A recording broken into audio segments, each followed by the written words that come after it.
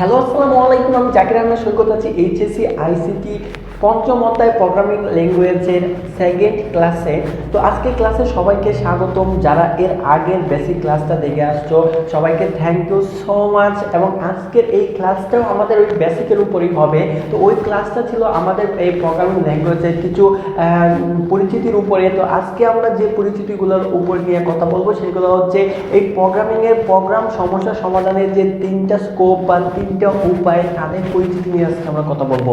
আমি কিন্তু ওই ক্লাসের শেষে বলে দিয়েছিলাম যে তিনটা স্কোপ কি, একটা হচ্ছে অ্যালগরিদম, আরেকটা হচ্ছে ফ্লো চার্ট, আরেকটা হচ্ছে সি।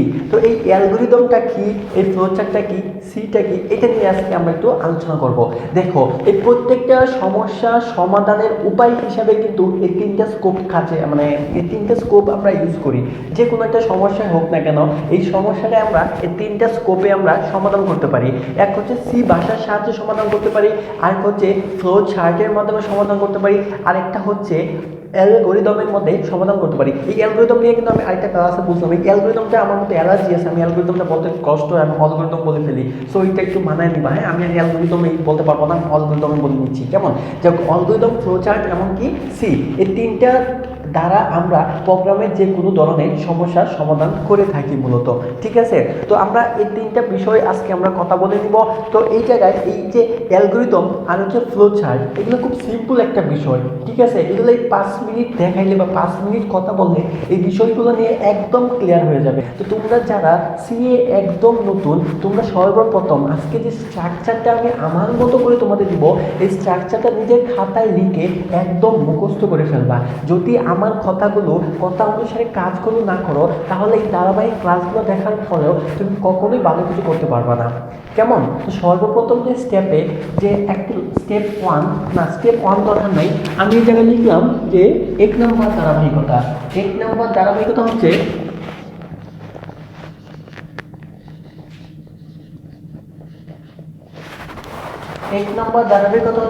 Header file. আমি কি লিখলাম? আচ্ছা, আমি যদি প্রত্যেকটা আইটেম এভাবে লিখি তাহলে তো ক্লাসটা অনেক লং হয়ে যাবে। আবার না লিখলেও তোমাদের কাছে ক্লাসটা আমার মজা লাগবে না। আচ্ছা, যাই হোক, সর্বপ্রথম অনেকে লিখলাম হেডার ফাইল। দেখো, সি প্রোগ্রামে মূলত মেইন টপিকসটাই হচ্ছে হেডার ফাইল। হেডার ফাইল কি এটা নিয়ে একটু বিস্তারিত আলোচনা করবো। আগে দেখো যে হেডার ফাইল দেখতে কেমন হয়।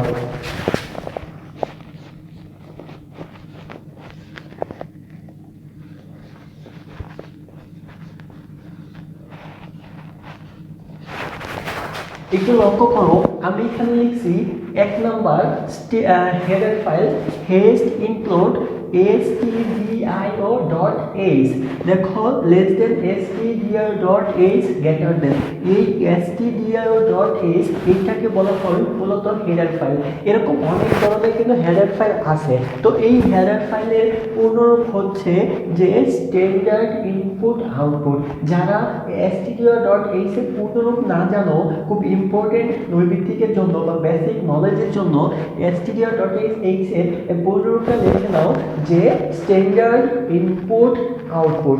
তো দেখো, তোমাদের এই এইচএসসি সিলেবাসে যে সকল প্রোগ্রাম দেওয়া আছে বা যে সকল সমস্যা দেওয়া আছে, সকল সমস্যা ওই ইনপুট এবং আউটপুট এটার উপর নির্ভর করে সমাধান করা যায়। যে কারণে আমরা এই stdio.h এই হেডার ফাইল সম্পর্কে আমরা জেনে নিব। এবং এই হেডার ফাইল সম্পর্কে যদি আমরা জেনে নিই তাহলে এই সিলেবাস সম্পর্কে আমাদের যে পরিপূর্ণ ধারণা আমরা লাভ করতে পারবো। এবং পরবর্তীতে যারা সিএসসি নিয়ে পড়াশোনা করে বা যারা এই প্রোগ্রামিং নিয়ে গবেষণা করে তারা কিন্তু আরও বিভিন্ন ধরনের হেডার ফাইল আছে, math.h, ctype.h, এরকম হেডার ফাইল নিয়ে তারা কী করে গবেষণা করে বা প্রোগ্রাম করে বা আলোচনা করে। যাই হোক, তো আমাদের যদি সি প্রোগ্রাম করতে চাই আমরা সর্বপ্রথম আমাদের খাতায় এই লাইনটা লিখে নিব। কোন লাইনটা? হেডার ফাইল যে হেস্ট ইনক্লুড stdio.h, এটা লেখা দরকার নাই, ওয়ান হেডার ফাইল। এটা স্ট্রাকচার বোঝানোর জন্য আমি সাথে সাথে করে লিখে দিচ্ছি, তোমরা যেভাবে মনে রাখতে পারো। ঠিক আছে, তারপর 2 নাম্বার স্টেপে তোমরা যেটা লিখবা প্রত্যাশিত লাইব্রেরি ফাংশন, মানে একটি মেইন ফাংশন।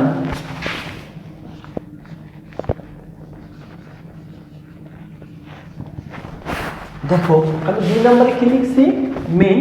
মেইনলিকে আমি যে ফার্স্ট ব্র্যাকেট, এই ফার্স্ট ব্র্যাকেটটা দিলাম। তো আমাদের প্রথম ধারাবাহিকতার কাজ হচ্ছে আমরা সর্বদাই stdio.h এই হেডার ফাইলটা নিয়ে নিব, তারপরে আমরা মেইন ফাংশন নিয়ে নিব। তোমরা অনেক সময় লক্ষ্য করবা এই মেইন ফাংশনের আগে ইন্ট মেইন, ভয়েড মেইন বা শুধু মেইন দেওয়া থাকতে পারে। এই এক একটা কিন্তু একটা আলোচনা আছে। যাই হোক, তোমরা ইন্ট মেইন দিয়েও সমস্যা নাই, ভয়েড মেইন বা শুধু মেইন দিয়ে দিলেও কোনো সমস্যা নাই। তো এই মেইন ফাংশনকে বলা হয় প্রত্যাশিত লাইব্রেরি ফাংশন। খাতায় লিখে দিবা, আমাদের এই প্রোগ্রামে সম্পূর্ণ ফাংশনের বাবা বলা হয় এই মেইন ফাংশনটাকে। কারণ প্রত্যেকটা ফাংশন কাজ করে এই মেইন ফাংশনের কাছ থেকে অনুমতি নিয়ে, মানে প্রোগ্রামের সবচেয়ে গুরুত্বপূর্ণ এবং মূল পার্ট হচ্ছে এই মেইন ফাংশন। ঠিক আছে? তো সর্বপ্রথমেই যদি তোমাকে সি এর সাহায্যে কোনো একটি সমস্যার সমাধান করতে বলা হয়, তোমরা সর্বপ্রথম লিখবা হেডার ফাইল, তারপর লিখবা কি মেইন ফাংশন।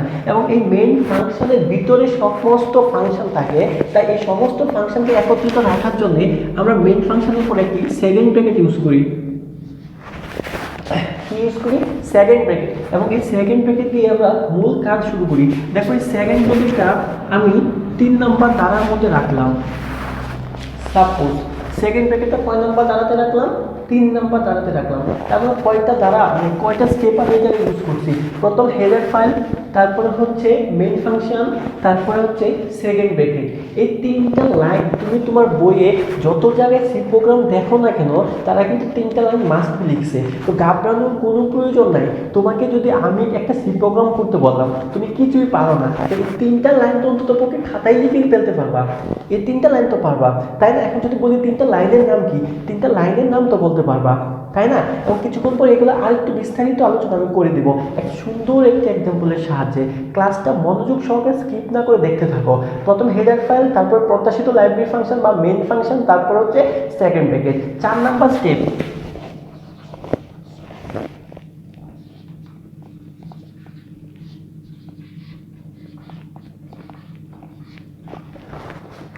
লক্ষ্য করো যে 4 নাম্বার স্টেপ আমি কি লিখলাম? চলক ঘোষণা। মার্কারটা খালি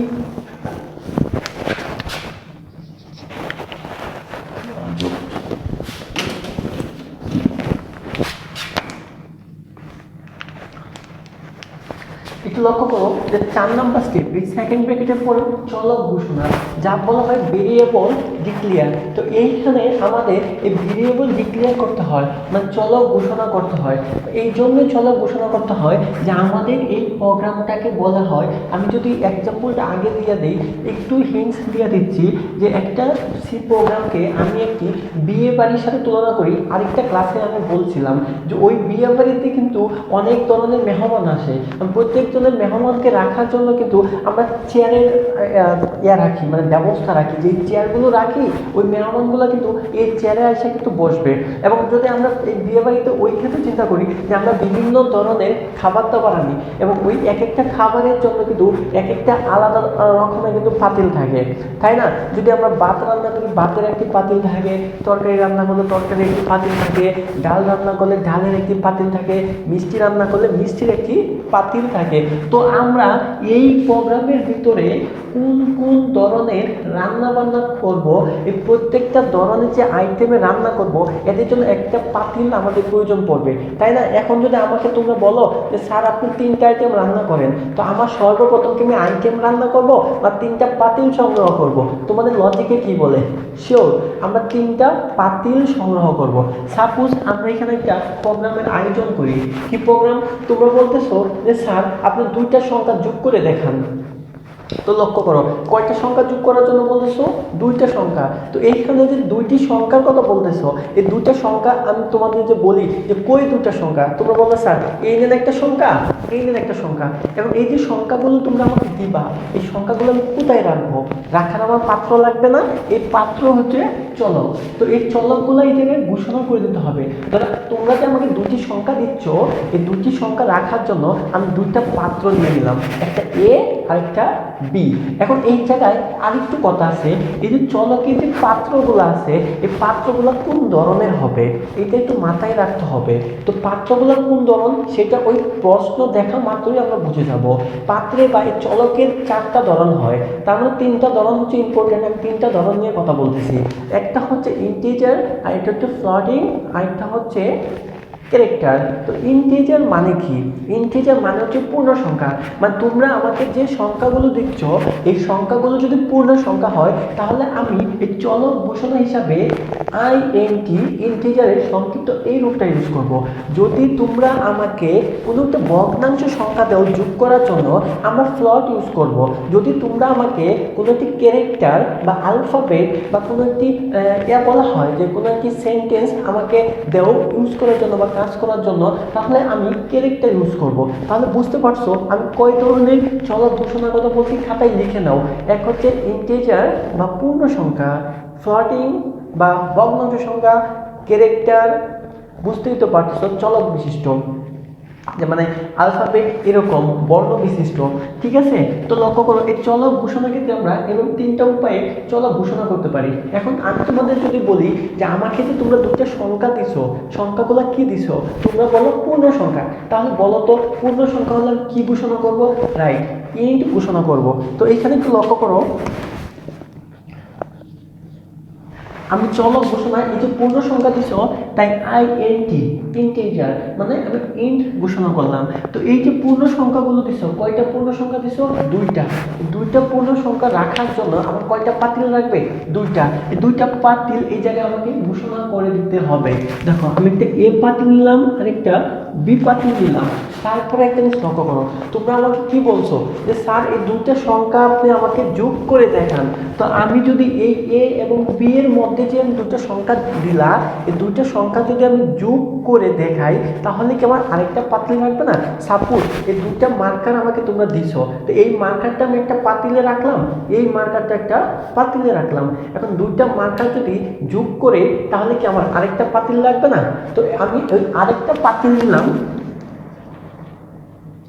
এস হিসাবে। তো দেখো আমি এই এস হিসাবে দেখো প্রত্যেকটা পাতিলের পরে কিন্তু আমি একটা কমা ইউজ করছি, কিন্তু এস এর পরে একটা সেমিকোলন ইউজ করছি।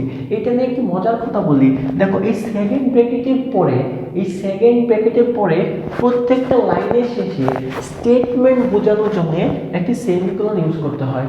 কথা কি মাথায় ঢুকছে? প্রত্যেকটা লাইনের শেষে এই স্টেটমেন্ট বোঝানোর জন্য একটি সেমিকোলন ইউজ করতে হয়। কিন্তু দুই ক্ষেত্রে আমরা সেমিকোলন ইউজ করব না, এক শর্তের ক্ষেত্রে আর হচ্ছে লুপের ক্ষেত্রে। এটাও নোটস মাথায় রেখে দিবা, শর্তের ক্ষেত্রে আর হচ্ছে কি লুপের ক্ষেত্রে আমরা সেমিকোলন ইউজ করব না। তার মানে কি গেল আমাদের 4 নাম্বার স্টেপ গেল চলক ঘোষণা। এখানে পূর্ণ সংখ্যা হলে আমরা ইন্ট লিখবো, ভগ্নাংশ হলে ফ্লট লিখবো, ক্যারেক্টার হলে মানে চলক বিশিষ্ট হইলে বা এই বর্ণ বিশিষ্ট হইলে আমরা ক্যারেক্টার লিখবো। আর এখানে আমরা এই যে চলকগুলো কিভাবে আনলাম, যদি আমরা তিনটা সংখ্যা বলতো এবিসি নিতাম, তাই না? চারটা বলে এবিসি ডি নিতাম। তার মানে দেখো যে দুইটা সংখ্যার কথা আমাকে বলছিল যোগ করার জন্য আমি কি করলাম, এই দুইটা সংখ্যা নিয়ে নিলাম। এখন দেখো তোমরা এই যে এক্সাম্পলের জন্য আমি বলছি, তো তোমরা আমাকে দুটি সংখ্যা কথা বলছো, কিন্তু এই দুটি সংখ্যা কি কত, মানে কত সংখ্যা এটা কি বলছো আমারে যে স্যার একটা 5 আর একটা কি 7? দেখো এটা তোমাকে কেউ বলবে না। মানে এই প্রোগ্রাম হচ্ছে তোমার একটা নকশা স্বরূপ, মানে কোনো একটা সমস্যা তুমি এইভাবে অলগোরিদমে সমাধান করে রাখলা, তো ওই প্রোগ্রামে যে যতই টাইপ করুক না কেন সেটা ফলাফল হিসাবে চলে আসবে। সাপোজ তোমার ক্যালকুলেটারের কথা চিন্তা করো, এই ক্যালকুলেটারের কিন্তু একটি প্রোগ্রাম স্বরূপ। তো এই ক্যালকুলেটারে তুমি যদি যে কোনো ধরনের দুটি সংখ্যা লিখে যদি 5 যোগ 5 লিখে চাপ দাও 10 আসবে, বা অন্য কোনো ধরনের সংখ্যা লিখে যদি চাপ দাও তাহলে কি সংখ্যার ফলাফল আসবে না? শিওর আসবে। এটা কিন্তু আমরা এমন একটা প্রোগ্রাম তৈরি করতেছি, পর এই জায়গায় যে দুইটা সংখ্যায় তুমি চাপ দাও না কেন ওই দুইটা সংখ্যার যোগফল কিন্তু চলে আসবে।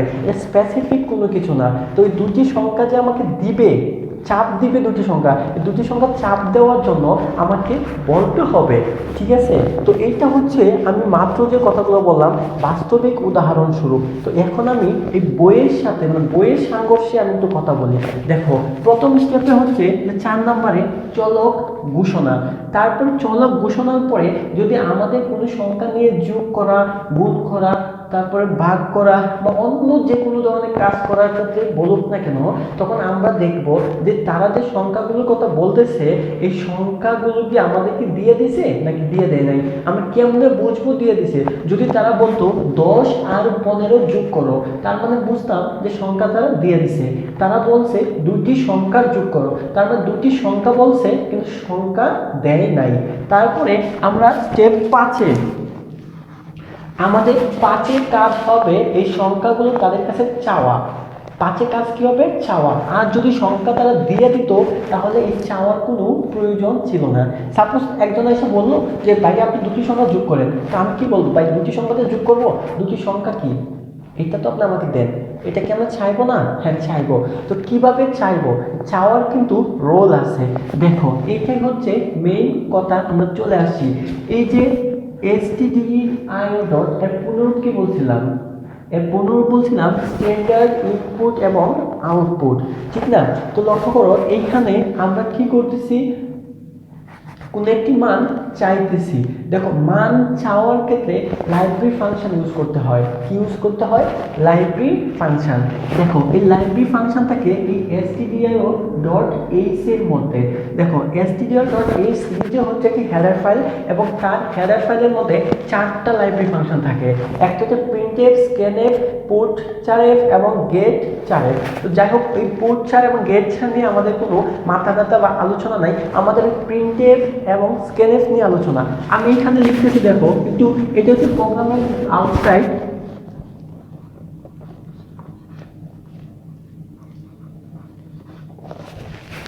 দেখো আমি লিখলাম printf এবং কি লিখলাম scanf, এদের নাম কি বললাম? Library function. তোমরা কিন্তু অবশ্যই খাতার মধ্যে এই দুটো লেখার সাথে সাথে লিখে দিবা লাইব্রেরি ফাংশন। এই লাইব্রেরি ফাংশনগুলো কই থাকে? এই stdio ডট এইচ এর মধ্যে থাকে। এই দেখো মনে রাখবা এই printf লাইব্রেরি ফাংশনের কাজ হচ্ছে দুটা, খাতায় কিন্তু লিখে নিবা। প্রথম printf লাইব্রেরি ফাংশনের কাজ হচ্ছে যদি আমাদের কখনো প্রোগ্রামে কোনো মান ছায়া নিতে হয়, এই মান ছাওয়ার জন্য আমরা ব্যবহার করব এই printf, ঠিক আছে? তারপর হচ্ছে scanf। scanf ও printf এর কাজ দুটো বলছি, একটা হচ্ছে মান ছাওয়ার জন্য ব্যবহার করব, আরেকটা হচ্ছে ফলাফলকে মানে আউটপুট হিসাবে দেখানোর জন্য আমরা ব্যবহার করব printf। কয়টা কাজ বলি? দুইটা, মান ছাওয়ার ক্ষেত্রে এবং ফলাফল আউটপুট হিসাবে দেখানোর ক্ষেত্রে। এবং এই scanf এর কাজ হচ্ছে জাস্ট একটাই আমাদের এই প্রোগ্রামে, যদি আমরা মান চাই তাহলে মানগুলা নেওয়ার ক্ষেত্রে scanf এর কাজ কি? মানগুলা নেওয়ার ক্ষেত্রে। যদি আমরা printf ইউজ করে কখনো মান না চাই তাহলে এই scanf এর কোনো প্রয়োজনই নাই। আমি বুঝতে পারছি? এখন দেখো আমাদের প্রশ্নে যদি মান দেওয়া থাকতো, সাপোজ বলে দিত 10 আর 20 যোগ করো, তাহলে এই printf ইউজ করে এই জায়গায় আমার মান চাওয়ারও দরকার ছিল না। আর যদি printf দ্বারা মান না চাই তাহলে scanf ব্যবহারের কোনো প্রশ্নই আসে না। কথাটা কি মাথায় ঢুকছে? হ্যাঁ, যদি এরকম মান দেওয়া না থাকে তাহলে printf ব্যবহার করে মান চাইবো। এখন আমাদের কাজ হচ্ছে যে printf ব্যবহার করে কিভাবে মান চায় এটা একটু লক্ষ্য করো। আমরা স্টেপ 5-এ লক্ষ্য করলাম, স্টেপ 5-এ আমি লিখলাম printf, ঠিক আছে? তো এই printf এইভাবে লেখার পরে আমরা একটি ফার্স্ট ব্র্যাকেট দিব, ঠিক আছে? ফার্স্ট ব্র্যাকেট দিয়ে এই printf এর ভিতরে যাই লিখি না কেন আমরা ডাবল কোটেশনের ভিতরে লিখব, মানে ইনভার্টেড কমা বা ডাবল কোটেশনের ভিতরে। এভাবে ডাবল কোটেশন দেওয়ার পরে এর ভিতরে আমি কি লিখবো? দেখো মান চাওয়ার জন্য ভিক্ষুক যেমন মানুষের কাছে চায়, প্রতিটা ভিক্ষুকের চাওয়া কি এক হয়? এক হয় না। সো তুমি যেভাবে খুশি ভাবে চাইতে পারো। আমি এখানে লিখলাম enter two integer number, enter two integer number.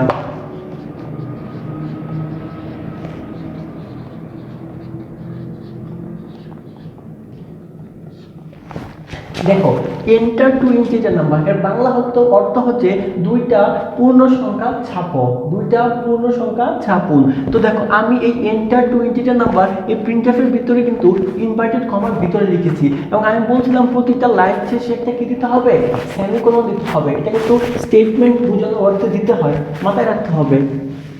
তো দেখো মান চাইলে এই স্ক্যানার দ্বারা কি করতে হবে? আমাকে মানটা নিতে হবে, স্ক্যানারটা ইউজ করতে হয়, এটা একটু লক্ষ্য করো।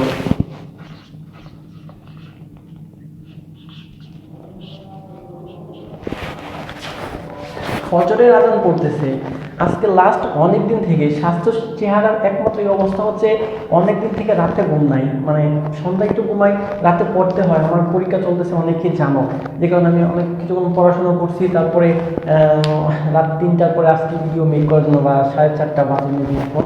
আচ্ছা যাই হোক, লক্ষ্য করে দিকে এখানে কি লিখলাম? যে যে স্ক্যানএফ। আমরা স্ক্যানএফ দ্বারা কি করব, ওই যে চাওয়া যে মানগুলা, এই মানগুলো আমরা কি করব, স্ক্যানএফ দ্বারা গ্রহণ করব, তাই না? তো কিভাবে গ্রহণ করব, দেখো এখানে কিছু কথা আছে। যদি আমরা কোনো মানকে যদি গ্রহণ করি, এই জায়গায় মানগুলা তো রাখার মতো জায়গা লাগবে। একটা জিনিস লক্ষ্য করো, আমি যে জায়গায় ধরো দাঁড়িয়ে আছি, ঠিক আছে, ওই জায়গায় আমার বসার জন্য কি হবে, চেয়ার। আমি এটা চেয়ারের সাথে বলছিলাম, মানে যে জায়গায় রাখা হয়, মানে আমাকে রাখার জন্য চেয়ার, কিন্তু চেয়ার রাখার জন্য তো একটা জায়গা লাগবে, ঠিক না? ধরো একটা রুমে 100 চেয়ার রাখার মতো জায়গা আছে, তো এখানে 101টাকে রাখা যাবে?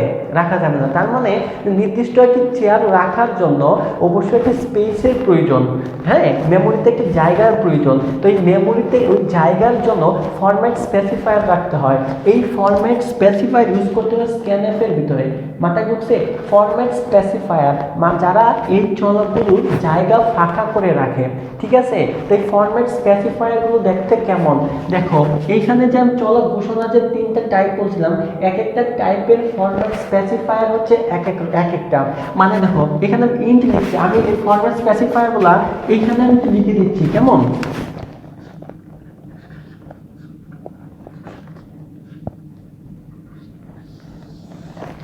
খাতায় লিখে দিবা। দেখো আমি 3টা ফরম্যাট স্পেসিফায়ার লিখে দাও। Format specifier %, %A, %C। দেখো যদি পূর্ণ সংখ্যা মানে ইন্টের কোনো ভ্যালু আমরা রাখি বা তার জন্য জায়গা স্পেস রাখি বা ফাঁকা রাখি, সেই জন্য আমি %B ইউজ করব। মাথায় থাকবে? যদি আমরা ফ্লটের কোনো স্পেস রাখি তাহলে %A। যদি এখানে ফ্লট, দেখো এখন যদি বলি ইন্টিজার নাম্বার, মানে এই যে এবির ভ্যালু যে আমি আনতেছি, কি ভ্যালু আনতেছি, পূর্ণ সংখ্যার ভ্যালু আনতেছি, রাইট? তার মানে এটা %D হবে। আর যদি না ফ্লট থাকতো, ভগ্নাংশ সংখ্যা হইতো, তাহলে %F হইতো। যদি ক্যারেক্টার হইতো তাহলে কি হইতো, %C। বুঝতে পারছো এগুলো কাজ কি? এখন এগুলো কেমন ইউজ করব, দেখো এই ডাবল কোটেশনের ভিতরে আমরা জয়টা ভ্যালু চাই আনতেছি, ওইটা % ইউজ করব। কেমন? কয়টা আনতেছি? 2টা না? 2টা % ইউজ করব। এখানে একটা জিনিস মাথায় রাখবা, এই যে ফরম্যাট স্পেসিফায়ারগুলোর মধ্যে কখনো কমা হবে না। ফরম্যাট স্পেসিফায়ারে কখনো কি হবে না, কমা হবে না, মানে একটা % পরে কমা দিয়ে আরেকটা %, এরকম হবে না। আর স্ক্যানএফে ফরম্যাট স্পেসিফায়ারের পরে সর্বদাই আমাদের ইনভার্টেড কমা শেষ করে দিব। মাথায় ঢুকছে? ইনভার্টেড কমা শেষ করে তারপরে কি দিব, কমা। এখন কমা দিয়া এই জায়গায় আমি ডিক্লেয়ার করে দেব যে আমরা কোন সংখ্যাগুলো আনতেছি এবং কে আইসা কোথায় বসবে। প্রথম জায়গায় ডিক্লেয়ার করব এটা প্রথম %তে বসবে, পরের জায়গায় ডিক্লেয়ার করব এটা পরের %তে এসে বসবে। তো আমরা কাকে আনতেছি, এ এবং বি। আর এস কেন রাখছিলাম, এই দুটো যোগফল বসাবো দেয়, তাই না? তো দেখো আমি এখানে A, B। আর দেখো এইটা এই জায়গায় এসে বসবে, এরকম কমান্ড অর্থে এখানে কিন্তু আমরা একটা M% ইউজ করি। সো স্ক্যানএফ এর মধ্যে জাস্ট ওই স্ক্যানএফ এর মধ্যে আমরা M%A এবং M%B, এইভাবে যদি 3টি সংখ্যার নাম, তাহলে M%A, M%B, এখানে কিন্তু আবার কমা হবে। তো লক্ষ্য করো স্ক্যানএফ ইনভার্টেড কমার ভিতরে ফরম্যাট স্পেসিফায়ার যে কয়টা সংখ্যা আনবো এই কয়টা, তারপরে যাদের আনছি M% দিয়ে তাদের, এবং লাইন শেষে কি সেমিকোলন। তো আমাদের প্রিন্টএফ এর কাজ শেষ, স্ক্যানএফ এর কাজ শেষ, সর্বদাই সেম নিয়ম। এখন দেখো যদি আমাদের এই দুটি সংখ্যার মান দেওয়া থাকতো তাহলে প্রিন্টএফ দ্বারা চাইতামও না, স্ক্যানএফ দ্বারা আনতামও না, এই দুইটা লাইনের কোনো প্রয়োজন ছিল না। যখন কোনো মান আমাকে নিতে হবে, আমাকে চাইতে হবে, তখনই এই দুটো ইউজ করব, আদারওয়াইজ প্রয়োজন নাই। তার মানে এটা স্টেপ 6। দেখো স্টেপ 7, আমরা স্টেপ 7 হচ্ছে ওয়ার্ক। যখনই আমরা কোনো মান চায়া তারপর নিয়ে আসবো, তারপরে আমরা কাজ করে দিব ওয়ার্ক মানে হচ্ছে আমরা আমাদের মেন থিম কি, এই যে আমরা প্রোগ্রামটা লিখতেছি যে এটার মেন থিম হচ্ছে এই দুইটি সংখ্যার যোগফল। তো আমরা দুইটি সংখ্যা যোগ করে দিব, আমরা দুটি সংখ্যা চায়া তারপর নিয়ে আসছি, এখন যোগ করে দিব। যোগফল কার মধ্যে রাখবো, এস এর মধ্যে রাখবো। তো লক্ষ্য করো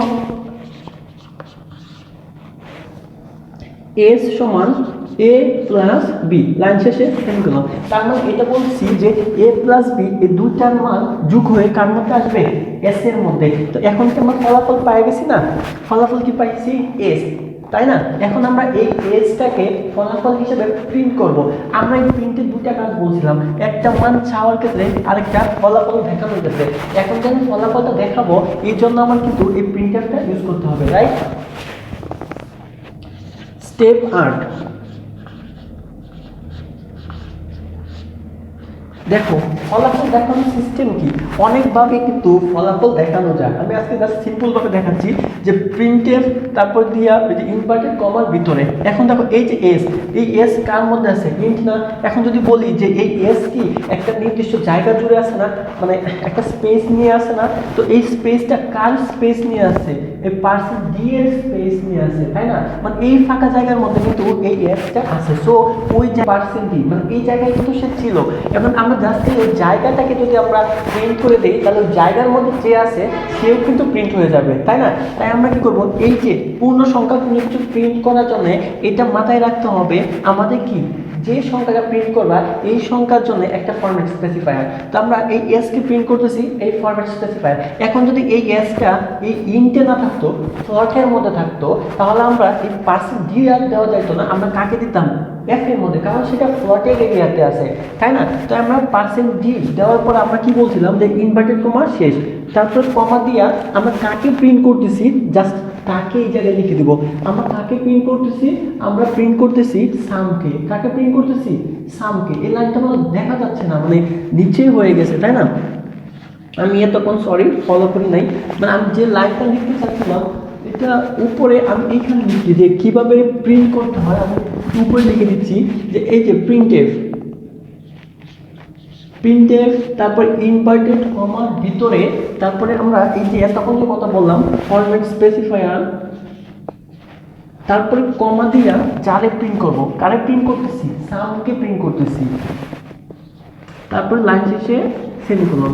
তারপরে লক্ষ্য করো আমাদের জায়গা স্বল্পতার কারণে যে আমরা এই প্রিন্টের কয়টা কাজ বলছিলাম? দুইটা, একটা হচ্ছে মান চাওয়া আর একটা হচ্ছে ফলাফল দেখানো।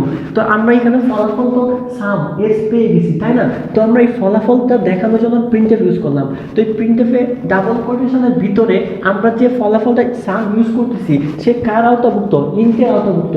সো এর জন্য যে জায়গা দখল করে রাখছে সে হচ্ছে পার্সেন্ট ডি। সর্বদাই এই ফরম্যাট স্পেসিফায়ার বা এই জায়গাটা উল্লেখ করে ফলাফল দেখাতে হয়। তো আমরা এই পার্সেন্ট ডি উল্লেখ করে দিলাম, এবং এই পার্সেন্ট ডি কার পার্সেন্ট ডি? সামের পার্সেন্ট ডি, তাই না? তার মানে প্রিন্ট হবে কি, এই এস এর যে ভ্যালুটা এই জায়গার মধ্যে আছে এই এস এর ভ্যালুটা আমাদের কি হয়ে যাবে? ফলাফল হিসাবে প্রিন্ট হয়ে যাবে, তাই না? তারপরে আমরা এই যে সেকেন্ড ব্রেকের দ্বারা শুরু করেছিলাম, এবং আমরা একটা পূর্ণ সংখ্যা রিটার্ন করতেও পারি নাও করতে পারি, আমরা সেকেন্ড ব্রেকেটটা দিয়ে আমরা এই প্রোগ্রামটা শেষ করে নিব, তাই না?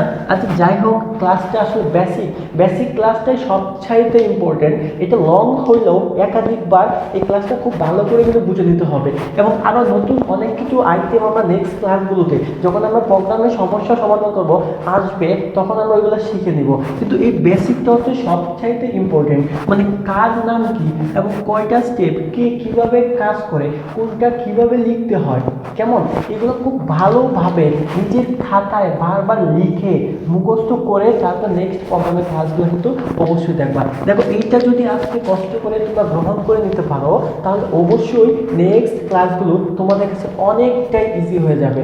কেমন? আমি পুরো ক্লাসটাকে আমি আর একটু রিভাইজ করে নিচ্ছি, একটু লক্ষ্য করো। প্রথম হচ্ছে হেডার ফাইল, তারপরে হচ্ছে মেইন ফাংশন, তারপরে সেকেন্ড ব্র্যাকেট, তারপরে চলক ঘোষণা। এখানে আমরা 3 ধরনের চলক ঘোষণা করতে পারি। আমাদের প্রশ্ন যে ধরনের বলবে আমরা এই ধরনের করব। পূর্ণ সংখ্যা বললে ইন্ট, ভগ্নাংশ বললে ফ্লোট, এবং ক্যারেক্টার বললে ক্যারেক্টার। তো দেখো এই চলক ঘোষণা করার পরে আমাদের যে সমস্ত পাতিলের প্রয়োজন হবে আমরা ওই পাতিলগুলো নিয়ে নিব। নেওয়ার পরে যদি আমাদের মান চাইতে হয় মান চাইবো, যদি মান দিতে হয় স্কেলের দ্বারা মান দিব। তারপর আমরা যে কাজ করতে বলবে ওয়ার্ক, এই ওয়ার্কটা আমরা করে নিব। তারপরে আমরা কি যে ফলাফলটা আসবে প্রিন্টার ইউজ করে ফলাফলটা দেখিয়ে দিব। তো এইটা একটু তোমরা মাথায় রাখবা, এই যে ধারাবাহিকতাগুলো মাথায়। এখন এখান থেকে আমি যদি তোমাদের প্রশ্ন করি ধারাবাহিকতাগুলো নেক্সট ক্লাসে কি তোমরা বলতে পারবা? মানে প্রথম 1 নম্বরে হেডার ফাইল, 2 নম্বরে প্রত্যাশিত লাইব্রেরি ফাংশন, তারপর 3 নম্বরে হচ্ছে আমাদের সেকেন্ড ব্র্যাকেট দ্বারা শুরু, তারপরে চলক ঘোষণা, তারপরে মান চাওয়া থাকলে মান চাইতে হবে, মান নিতে হবে, কাজ করতে হবে, ফলাফল দেখাইতে হবে, তারপরে শেষ করতে হবে, ঠিক না? তো এই জিনিসগুলো কিভাবে করতে হবে এই প্রত্যেকটা আইটেম কিন্তু মেমোরিতে নিয়ে নিবা। বুঝাইতে পারছি? আর এখন তোমাদের প্রশ্ন আসতে পারে যে এই হেডার ফাইলটা উপরে না নিলে হবে না। দেখো এই হেডার ফাইলে যে বাচ্চা কাচ্চা আছে প্রিন্ট এবং স্ক্যানের, এরা কিন্তু এটার ভিতরে কাজ করতেছে।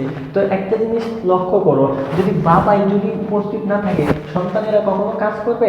আমি বিয়ে বাড়ি এই জন্যই বলি, সাপোজ কালকে আমার চাচাতো বোনের বিয়া, এখন আমার চাচা এসে আমাকে বললো যে সৈকত তুমি কালকে সারাদিন থেকে তোমার বোনের বিয়া মেহমানদের জন্য আদর আপ্যায়ন করে কাজকর্ম করে সমস্যার সমাধান করবা, কিন্তু আমার বাবাকে কিছুই বললো না। তো একটা জিনিস লক্ষ্য করো, যদি আমার বাবাকে আমার চাচা না বলে তাহলে কি আমি ওই জায়গায় যাবো গিয়ে কাজ করব?